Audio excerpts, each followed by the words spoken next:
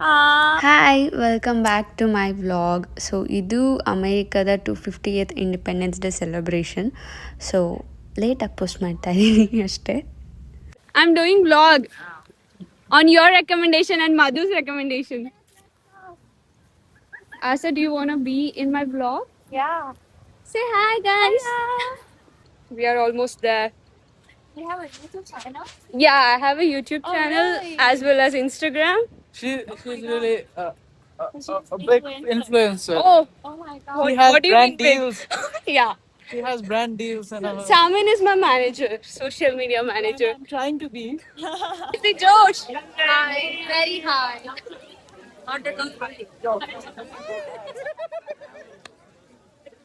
ನಾವು ಟ್ರೈನಿಂದ ಇಳಿದು ಒಳಗೆ ಹೋಗಿದಂಗೆ ಮಳೆ ಶುರುವಾಯಿತು. It was crazy. ಸೊ ನಾವು ಟ್ರೈನಲ್ಲಿ ಬರುವಾಗ ನಮಗೆ ಇಲ್ಲೊಂದು ಥಿಂಗ್ ಇದೆ ಆಯಿತಾ. ಸೊ ಏನಾದರೂ ನೋಟಿಫೈ ಮಾಡಬೇಕಂದ್ರೆ ನಿಮ್ಮ ಫೋನಿಗೆ ಅದಾಗದೇ ಮೆಸೇಜ್ ಬರುತ್ತೆ. ಅದು ಮೆಸೇಜ್ ಥರ ಬರಲ್ಲ, ಪಾಪಪ್ ನೋಟಿಫಿಕೇಷನ್ ಥರ ಬರುತ್ತೆ ಆ್ಯಂಡ್ ವೈಬ್ರೇಟ್ ಆಗುತ್ತೆ. ನಂಗೆ ಆ ಥರ ಫಸ್ಟ್ ಟೈಮ್ ಎಕ್ಸ್ಪೀರಿಯೆನ್ಸ್ ಆದಾಗ ಮಿಡ್ ನೈಟ್ ಅನಿಸುತ್ತೆ. ಅವಾಗ ನಮಗೊಂದು ಮೆಸೇಜ್ ಬಂತು, ಈ ಕಲರ್ದು ಕಾರು ಈ ಏರಿಯಾಲಿ ಹಿಂಗೆ ಹೋಗ್ತಾ ಇದೆ, ಸೊ ನೀವೇನಾದರೂ ನೋಡಿದ್ರೆ ಅದನ್ನು ಹೇಳಿ ಅಂತ. ಮಗುನ ತೊಗೊಂಡು ಹೋಗ್ತಿದ್ರು ಅಂತನೋ ಏನೋ ಅದು ಬಂದಿದ್ದು. ಆದರೆ ಫಸ್ಟ್ ಟೈಮ್ ಮಿಡ್ ನೈಟಲ್ಲಿ ಆ ನೋಟಿಫಿಕೇಷನ್ ಬಂದಾಗ ಫುಲ್ ಭಯ ಆಗಿತ್ತು. ಅದು ನೋಟಿಫಿಕೇಷನ್ ಅಲ್ಲ, ಅದಾಗದೇ ಪಾಪಪ್ ಆಗುತ್ತೆ ಮತ್ತು ಫೋನ್ ವೈಬ್ರೇಟ್ ಆಗೋಕ್ಕೆ ಶುರುವಾಗುತ್ತೆ. ಆ್ಯಂಡ್ ಈ ಸರಿ ಟ್ರೈನಲ್ಲಿ ಬರುವಾಗಲೂ ಕೂಡ ಹಾಗೆ ಆಗಿದ್ದು. So we were getting A message, ಮಳೆ ಬರ್ತಿದೆ ಅಲ್ಲ. ಅವ್ರು ಮಳೆ ಬರ್ತಿದೆ ಅಂತ ಹೇಳಲಿಲ್ಲ, ಶೆಲ್ಟರ್ಸ್ ಇರುತ್ತೆ, ನೀವೆಲ್ಲ ಹೋಗಿ ಈ ಲೊಕೇಶನ್ ಇಲ್ಲಿ ಶೆಲ್ಟರ್ ಇದೆ ಅಲ್ಲಿ ಹೋಗಿರ್ಬೇಕಂತ ಹೇಳಿದ್ರು. ನಾವು ಏನಾಗೋಯ್ತು ಅಂತ ಸ್ವಲ್ಪ ಅಂದ್ಕೊಂಡ್ವಿ, ಆದರೆ ಬಂದಮೇಲೆ ಗೊತ್ತಾಗಿದ್ದು ಮಳೆ ಬರ್ತಿದೆ ಅಂತ ಅಂದ್ಬಿಟ್ಟು ಅವ್ರು ಹೇಳಿದ್ದು ಅದನ್ನು ಅಂತ. ನಾನು ಊಟ ಮಾಡ್ಕೊಂಡು ಬಂದಿದ್ದೆ ಅವಾಗ ತಾನೇ, ಸೊ ನಾನೇನು ತೊಗೊಳ್ಳಿಲ್ಲ. ನನ್ನ friends cinnamon roll, cream roll something ತೊಗೊಂಡಿದ್ರು ಆ್ಯಂಡ್ ಕಾಫಿ, ಕ್ರೊಸಾಂಟ್ ಎಲ್ಲ. ನನಗೆ ಆ ಕ್ರೀಮ್ ರೋಲ್ ಇತ್ತಲ್ಲ ಅಷ್ಟೇನು ಇಷ್ಟ ಆಗಲಿಲ್ಲ.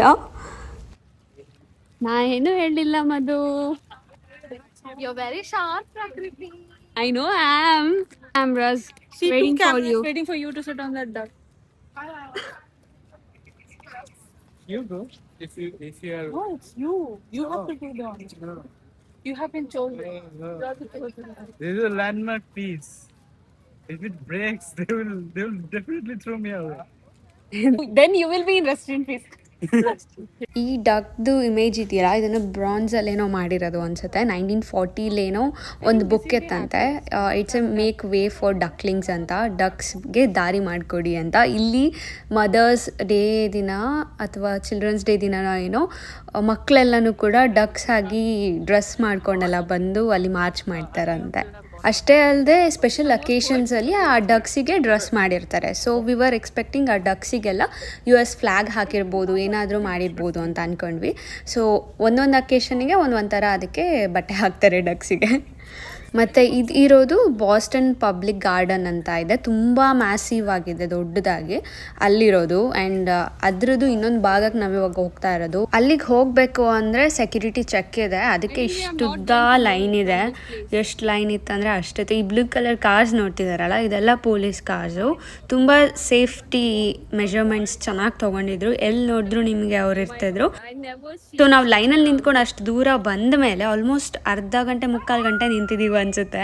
ನನ್ನ 3 ಜಾತ್ರೆಲೂ ಇಷ್ಟೊಂದು ಜನ ನೋಡಿರಲಿಲ್ಲ, ಅಷ್ಟು ಜನ ನೋಡಿದ್ದು. ಅವ್ರು ಹೇಳಿದ್ರು ಬ್ಯಾಕ್ ಪ್ಯಾಕ್ ಅಲೋ ಇಲ್ಲ ಅಂತ. ಸೊ ನಮ್ಮ ಫ್ರೆಂಡ್ಸಲ್ಲಿ ಒಬ್ರ ಹತ್ರ ಬ್ಯಾಕ್ ಪ್ಯಾಕ್ ಇತ್ತು, ಅದಕ್ಕೆ ನಾವು ಅಲ್ಲಿಗೆ ಒಳಗೆ ಹೋಗೋಕ್ಕಾಗಿಲ್ಲ. ಅಲ್ಲಿಗೆ ಕಾನ್ಸರ್ಟ್ ಮತ್ತು ಬೇರೆ ಬೇರೆ ಇವೆಂಟ್ಸ್ ನಡೀತಿತ್ತು, ಈಚೆ ಬಂದ್ವಿ ಅಲ್ಲಿಂದ. ನಮ್ಮ ಥರ ಬ್ಯಾಕ್ ಪ್ಯಾಕ್ ಹಾಕ್ಕೊಂಡು ಒಳಗಡೆ ಹೋಗೋಕ್ಕಾಗದೆ ಎಷ್ಟೊಂದು ಜನ ಒಂದು ಕಡೆ ಹೋಗ್ತಾಯಿದ್ರು. ನಾವು ಅವರಿಂದೇ ಸುಮ್ಮನೆ ಹೋದ್ವಿ, ಬಿಕಾಸ್ ವಾಪಸ್ಸಂತೂ ಹೋಗೋಕ್ಕಾಗಲ್ಲ ಅಷ್ಟು ದೂರ. ಎಲ್ಲಿಗೆ ಹೋಗ್ಬೇಕು, ಏನು ಮಾಡ್ಬೇಕು ಗೊತ್ತಿಲ್ಲ. So we were just going with the people. ಅಷ್ಟು ಅಂದ್ಕೊಂಡ್ವಿ, ಸರಿ ಇಲ್ಲೇ ಎಲ್ಲರೂ ನಿಂತಿದ್ದಾರಲ್ಲ, ಇಲ್ಲೇ ನಿಂತ್ಕೊಂಬಿಡೋಣ ಅಂತ. ರೋಡ್ ತುಂಬ ಚಿಕ್ಕದು ಮತ್ತು ಇಲ್ಲಿ ನಿಂತ್ಕೊಂಡ್ರೆ ಕಾಣುತ್ತೋ ಇಲ್ವೋ ಗೊತ್ತಿಲ್ಲ ನಮಗೆ ಸರಿಗೆ. ಅದಕ್ಕೆ ಏನು ಮಾಡಿದ್ವಿ ಅಂದರೆ ಇದು ಒಂದು ಪರ್ಫೆಕ್ಟ್ ಪ್ಲೇಸ್ ಅಂತ ಅಂತು. ಸೊ ಎಲ್ಲರೂ ಇಲ್ಲೇ ಇದ್ದು ನಾನು ಮತ್ತು ನನ್ನ ಫ್ರೆಂಡ್ ಇಬ್ಬರೇ ಹೋಗಿ ನೋಡ್ಕೊಬಂದ್ವಿ. ಬೇರೆ ಕಡೆ ಅಲ್ಲಿ ಬ್ರಿಡ್ಜ್ ಹತ್ರ ಬಿಡ್ತಾರಾ ಅಥವಾ ಬೇರೆ ಕಡೆ ಪ್ಲೇಸ್ ಇದೆಯಾ ಮುಂದೆ ಹೆಂಗಿದೆ ಅಂತ.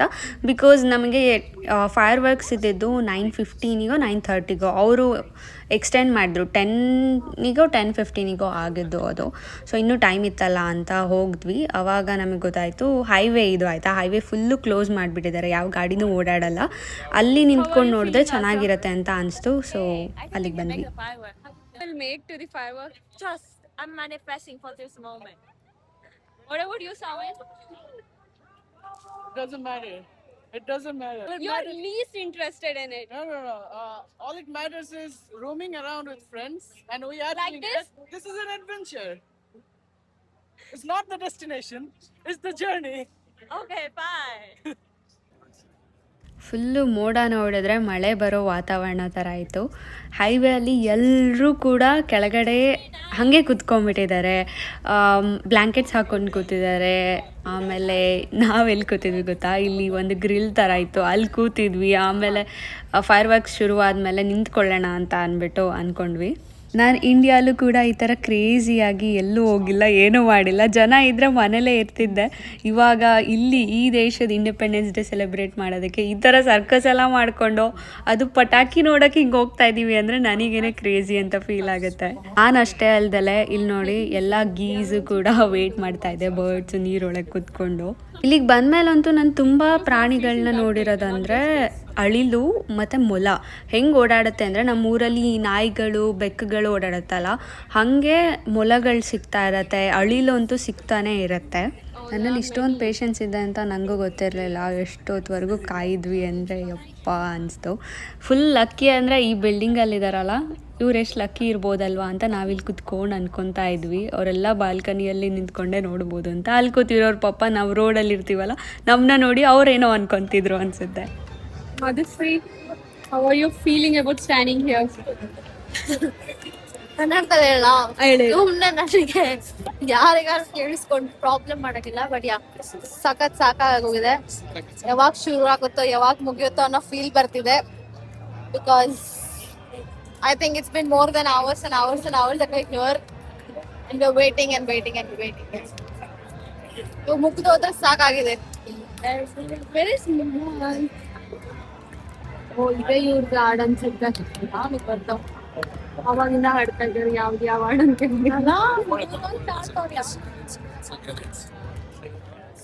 ಎಷ್ಟು ಚಾಪರ್ ಹೋಗ್ತಾರೆ.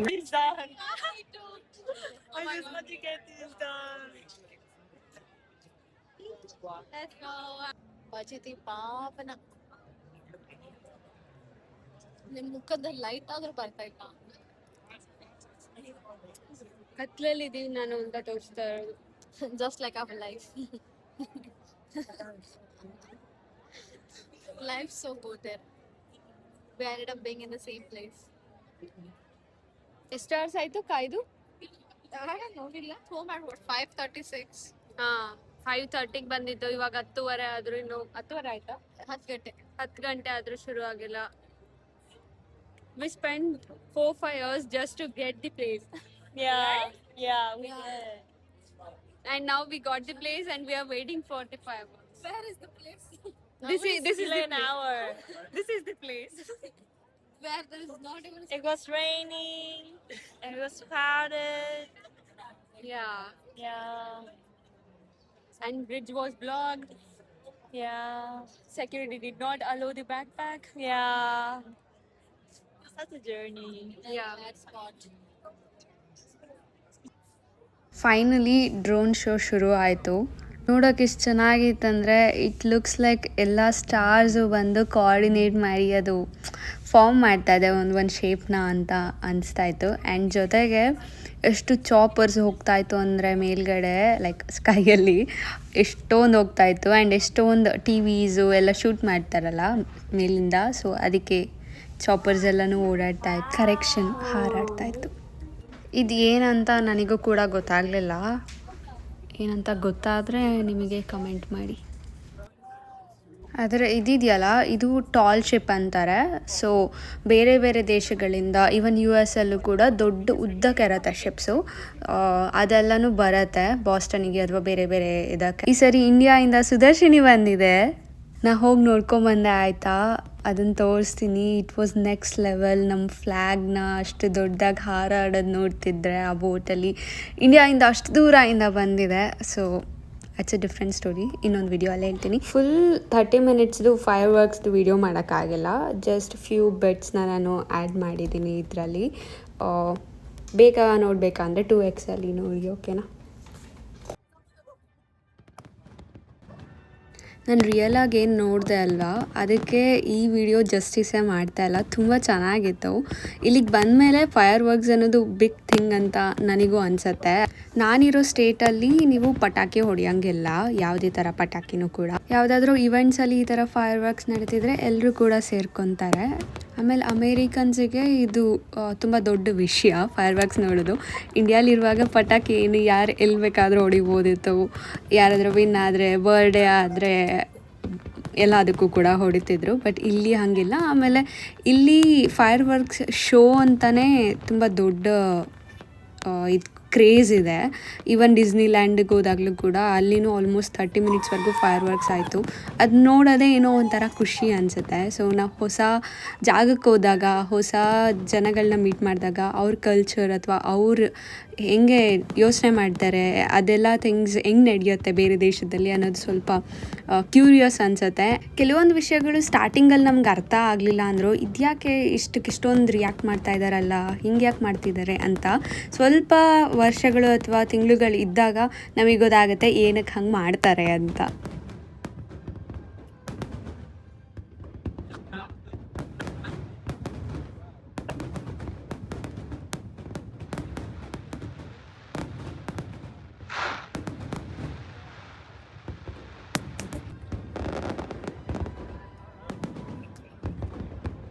ನಾನಿರೋ ಜಾಗದಲ್ಲಿ ನನಗೆ ಇಂಡಿಯನ್ಸ್ ಪ್ರತಿದಿನ ಸಿಗೋಲ್ಲ, ಕಾಣಲ್ಲ.